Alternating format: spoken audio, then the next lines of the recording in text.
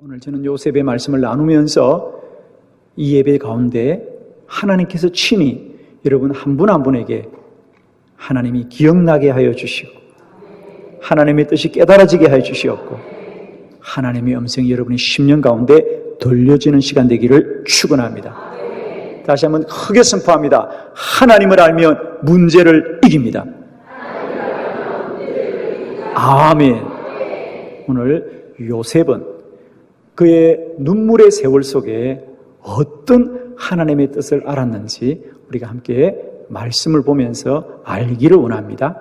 자, 첫 번째, 하나님이 보냈습니다. 창세기 45장 5절의 말씀을 크게 봉독합니다. 시작.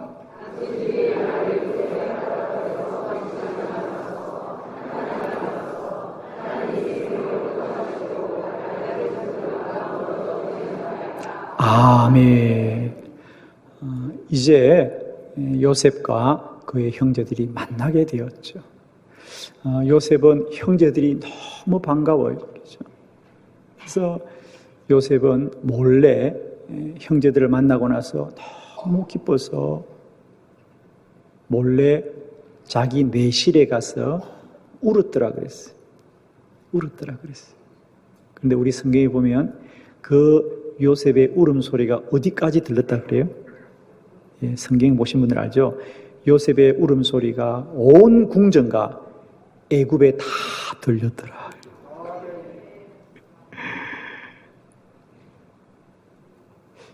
설마 들렸을까요?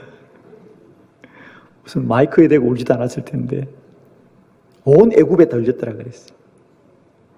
그건 그만큼 요셉이 큰 소리로 울었더라 그 말이죠.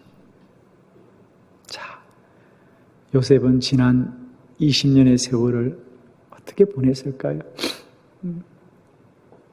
그런데 요셉은 그렇게 형제들이 반갑고 말할 수 없는 어떤 마음에 그 어떤 맺힌 것들이 이렇게 이제 풀려지는 거예요. 그죠?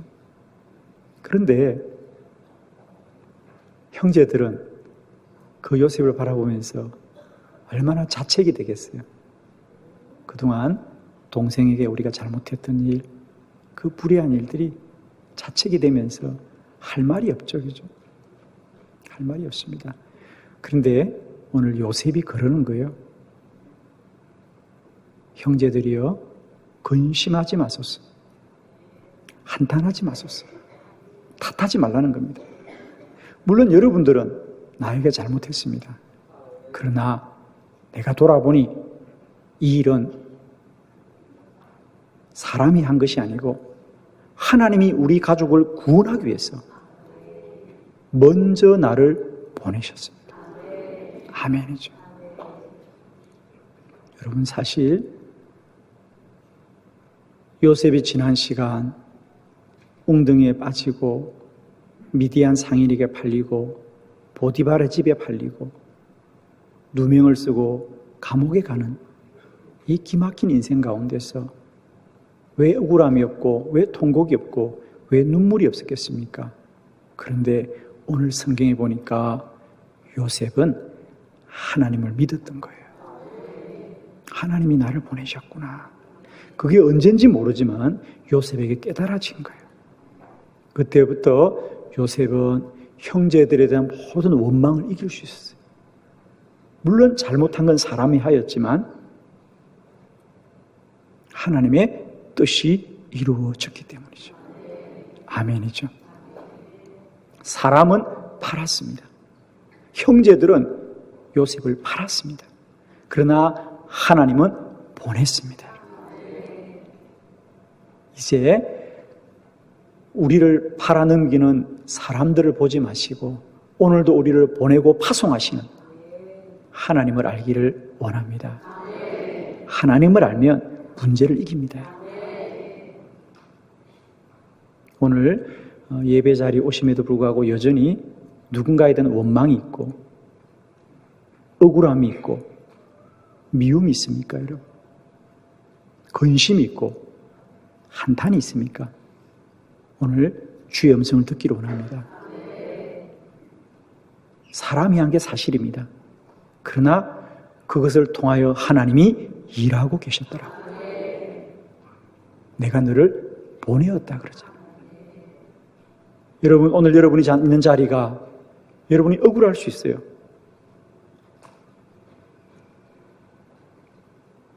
그러나 기억하십시오.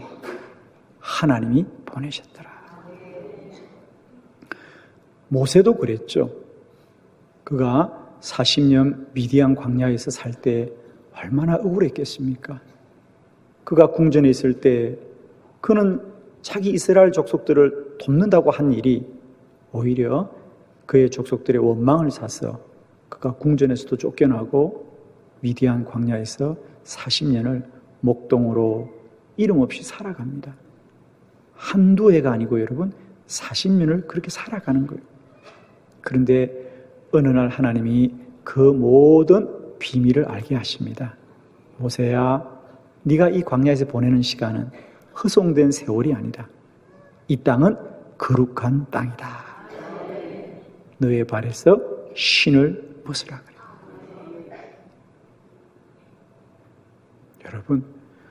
여러분들도 이 미디안 광야 같은 억울한 시간들이 있습니까? 그러나 오늘 제발 부탁합니다. 이제 내가 알던 모든 걸 내려놓으십시오. 여러분도 신을 다 벗으십시오. 내가 살아왔던 모든 시간들을 내려놓으십시오.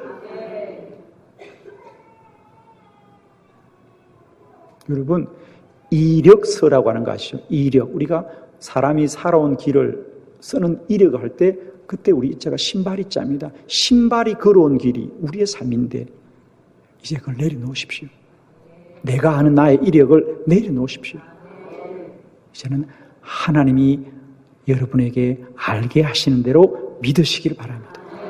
모세야, 지난 40년 억울하냐? 아니다. 네가 살아온 곳은 거룩한 땅이었다. 이제 너는 가서 너의 민족을 구원하여라. 여러분, 저는 오늘 이 시간도 이 예배 가운데 팔려온 인생이 아니라 하나님이 보내신 사명자인 것을 깨닫는, 하나님이 알게 하는 은혜가 있기를 축복하고, 하나님을 알면 문제를 이깁니다. 두 번째 말씀을 보겠습니다.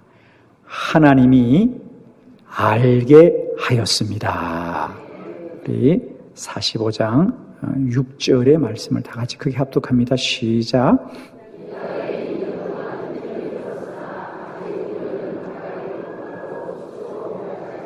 아멘. 이 땅에 2년 동안 흉년이 들었으나 아직 5년은 더 그렇게 갈 것이다 라고 말합니다. 오늘 형제들이 애굽에 찾아온 이유는 사실 요셉을 만나러 온 것이 아니고 그들은 양식을 구하러 왔죠. 지금 애굽과 그 온 나라 가운데는 흉년이 들어서 양식이 다 바닥이 났죠. 그런데 애굽에는 아직도 양식이 있다는 소식을 듣고 형제들이 찾아온 거예요. 그러자 요셉이 그렇게 말합니다. 형제들이여, 2년으로 끝날 게 아니에요. 앞으로도 5년은 더 흉년이 계속될 거예요. 이렇게 말하는 겁니다. 그러면 이것을 요셉이 어떻게 알았습니까? 그래요, 우리가 기억나죠? 창세기 41장에 보면 원래는 애굽의 바로 왕이 꿈을 꾸었는데 해몽을 할 수 없었어요. 그 바로가 꾸었던 꿈이 어느 날 꿈속에 나일 강가에 암소 7마리가 지나가는데 첫 번째 암소 7마리는 아주 건강하고 튼실한 그런 소가 지나가는 거예요. 그리고 조금 있으니까 다시 또 7마리가 지나가는데 그 7마리들은 다 마르고 앙상한 그런 소가 지나가는 거예요. 이게 무슨 꿈일까? 그러고 있는데 또 다시 한 번 더 꿈을 꾸게 되죠. 식물의 한 줄기가 솟아오르는데 처음에 그 줄기에는 많은 열매가 무성하게 열리는데 그 줄기가 사라지고 또 한 줄기가 나올 때는 잎이 마르고 열매가 없는, 이게 무슨 꿈일까? 그래서 애굽의 많은 점술사들을 불러서 물어보지만 아무도 아는 자가 없다 그랬어요. 그죠?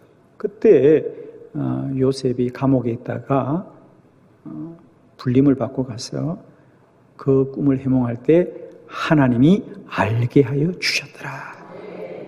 그래서 요셉이 그 꿈을 해몽해 주되 왕이여 앞으로 이 애굽에 7년 동안은 풍년이 될 것입니다.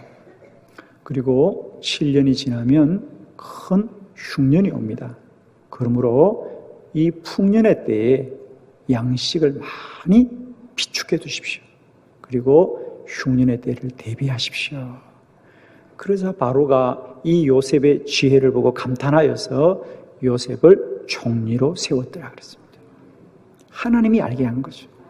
하나님이 알게 한 겁니다. 여러분, 우리가 아무리 흉년과 가뭄의 때를 지날지라도 하나님이 알게 하면 문제를 이깁니다. 아멘이죠. 이제는 흉년과 가뭄을 탓하지 마시고요. 하나님을 알기를 원합니다. 하나님의 뜻을 알기를 원합니다. 하나님의 음성을 듣기를 원합니다. 하나님을 알면 문제를 이깁니다. 오늘도 여러분 문제 앞에 염려하지 마시고 근심하지 마시고 더 주님 앞에 나아가서 하나님이 알게 하기를 원합니다. 하나님 앞에 답을 가진 자는 아무도 이길 수가 없습니다. 그렇죠? 하나님의 뜻을 아는 자는 아무도 이길 수가 없습니다. 오늘 요셉 환난과 고난의 때를 지나지만 하나님이 알게 하시자 문제를 넉넉하게 이깁니다. 우리가 사도행전 27장에도 보면 사도 바울이 예루살렘에서 이제 로마로 재판을 받기 위해서 죄수의 몸으로 가다가 그들이 배를 타고 이제 이 유럽 땅을 지나갈 때 유라굴라라고는 큰 풍랑을 만나게 되었다 그랬습니다. 그래서 배가 곧 물에 잠기게 되자 그 배 안에 있는 많은 사람이 음식도 먹지 못하고 근심하면서 두려워할 때에 하루는 주님의 천사가 바울에게 찾아와서 알게 하여 이르시되 바울아 두려워하지 말아라. 너는 반드시 로마로 가야 되고 너는 가이사라 황제 앞에 서야 된다. 내가 너를 로마로 보낸다. 너희들이 배는 이럴지 모르지만 너희들의 생명은 반드시 구원을 받을 것이다. 모든 사람들은 풍랑 앞에 두려워하고 죽음을 두려워할 때 바울이 담대히 일어나 말합니다. 여러분들이여 두려워하지 마십시오. 지난밤 주의 천사가 나에게 말씀하셨습니다. 우리는 반드시 로마로 가게 될 것입니다. 아멘. 오늘도 풍랑이 있는 인생 앞에 두려워하십니까? 풍랑을 두려워하지 마시고요. 주님이 여러분에게 알게 하시는 은혜를 구하기를 바랍니다. 우리 한번 크게 따라합시다. 주님, 나도 알게 하여 주옵소서. 아멘. 여러분, 이런 기도가 있기를 바랍니다. 알게 하옵소서, 알게 하옵소서, 알게 하옵소서. 아무리 큰 흉년과 가뭄이 오고 아무리 큰 풍랑이 와도 하나님이 알게 하면 이깁니다. 아멘이죠? 우리 더 사모하시고요. 더 기도하시고 더 주님 앞에 많이 머물러서서 여러분의 모든 문제 앞에 문제만 보지 마시고 사람의 소리만 듣지 마시고 주의 음성 크게 듣고 하나님이 알게 하는 은혜가 저와 여러분과도 함께 하시기를 축원합니다. 하나님을 알면 문제를 이깁니다. 세 번째, 오늘 요셉은 고백합니다. 하나님이 구원하였습니다. 우리 7절의 말씀을 다 같이 함께 봉독합니다. 시작.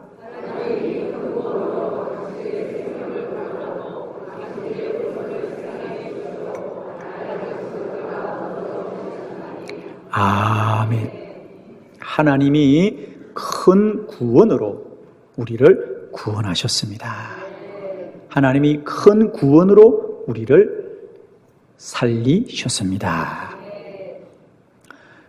사실 요셉의 형제들은 요셉을 죽이려고, 요셉을 버리려고 그를 미디안의 상인에 팔았고 애굽으로 가게 되었습니다. 그러나 기억하십시오. 사람은 요셉을 죽이려고 하고 사람은 요셉을 버렸지만 하나님은 요셉을 통하여 그 사람들을 구원하시기를 작정하셨습니다. 여러분, 이런 믿음의 통찰이 있기를 축복합니다.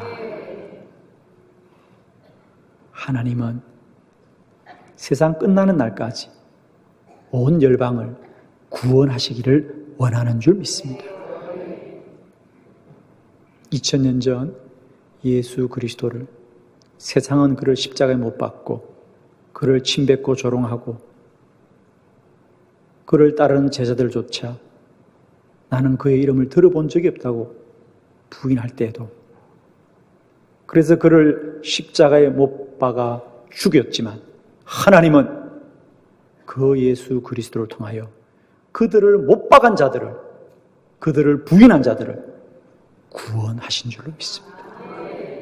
아멘입니다. 여러분, 하나님은 구원하셨습니다. 하나님은 어떤 경우라도 우리를 구원하시기를 원하시는 하나님입니다. 여러분, 이제 사람이 하는 일을 사람에 대한 일로 인하여 근심하지 마십시오. 억울해하지 마십시오. 사람을 미워하지 마십시오. 다만 하나님이 하시는 일을 알기를 원합니다. 하나님이 하시는 일은 뭐냐? 구원하기를 원하십니다. 구원하기를 원하십니다. 사도 바울이 복음을 전하다가 빌립보 감옥에, 이 로마 감옥에 갇혔을 때에 빌립보 성도들이 많이 근심합니다. 사도가 감옥에 갇혔으니 어떡하나. 그런데 바울은 빌립보서 1장에서 이렇게 말합니다. 아닙니다. 내가 감옥에 갇힌 것도 복음이 전파되는 일에는 유익한 줄로 믿습니다. 왜? 내가 감옥에 갇혀 있는 것으로 말미암아 사람들은 사도 바울이 전하던 복음은 저렇게 감옥에 갇히면서까지도 전해야 되는 가치 있는 복음이고 능력의 복음이고 생명의 복음인 것을 사람들이 알 거라 그 말이죠. 얼마나 많이 회유를 했겠습니까? 당신이 지금이라도 예수를 부인하면 감옥에서 내보내주겠다고 회유했을 텐데 바울은 아닙니다. 주님은 나의 구주십니다. 그 복음을 지켰기 때문에 그가 감옥에 갔고, 그래서 더 많은 사람들의 믿음이 견고해졌고 또 더 많은 사람이 복음을 전하게 되었다고 고백하는 거죠. 사랑하는 성도 여러분이요, 우리가 어떤 억울한 일을 당하시더라도 기억하십시오. 우리를 통하여 복음이 전해지면 우리는 모든 고난과 고통으로부터 자유함을 얻게 될 것입니다. 억울함이 다 떠날 줄 믿습니다. 하나님은 형제들의 불의함을 통하여서도 구원하여 가시더라. 이제 저는 우리들의 신앙의 안목이 사람들이 옳은 일을 하느냐 그런 일을 하느냐 이런 옳고 그름의 분별력을 뛰어넘어서 어떤 경우에도 구원의 역사를 이루 가시는 하나님의 큰 계획을 우리가 알 수 있기를 바라요. 아멘이죠? 이제는 우리가 누가 옳다, 그르다, 바르다, 바르지 못하다 라는 것에 마음 빼앗기지 마시오. 오늘 요셉이 고백하는 바, 형제들이 나를 웅덩이에 던지고 나를 은20에 팔아버리고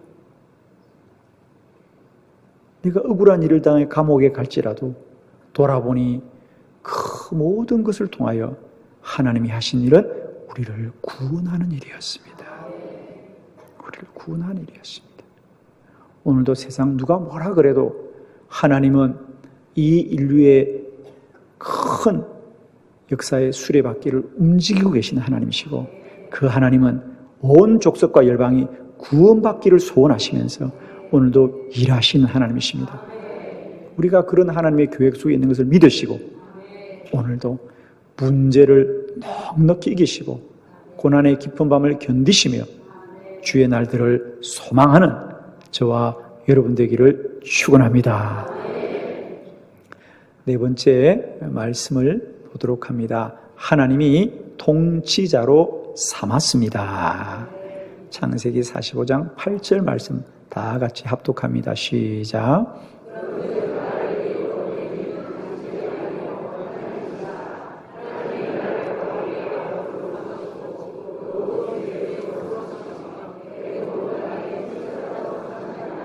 아멘.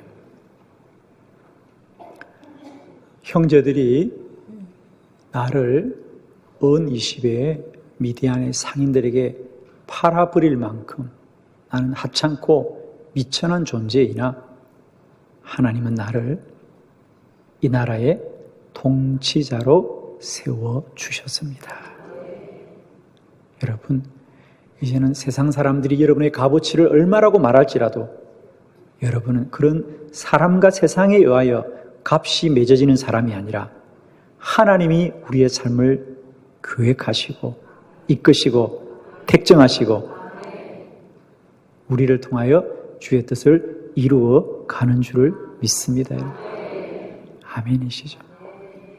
하나님이 정한 가치만이 우리의 진정한 가치다. 여러분, 이제는 누가 여러분에게 혹 이러다 저러다 말하더라도 그게 마음 빼앗기지 마십시오. 다 지나가는 소리입니다. 여러분, 꼭 위로받으세요. 아무리 힘들어도 아직 누가 여러분을 은 20에 팔지는 않았죠? 그죠? 그러면 괜찮아요. 여러분을 얼마짜리라고 말은 좀 했을까, 이기지? 아이고, 저 사람 얼마짜리다. 근데 팔지는 않았잖아, 아직. 혹시 팔렸나요? 안 팔렸죠? 괜찮아요. 팔려도 이기는데 아직 우리는 팔지는 않고 말만 하잖아. 저 사람 얼마짜리다 그런데 다 지나가는 얘기입니다. 하나님은 우리를 왕 같은 제사장으로 삼아 주셨어요. 그 하나님을 바라보세요. 그 하나님을 소망하세요. 그 하나님만이 내 인생의 주인이시다. 왕이시다.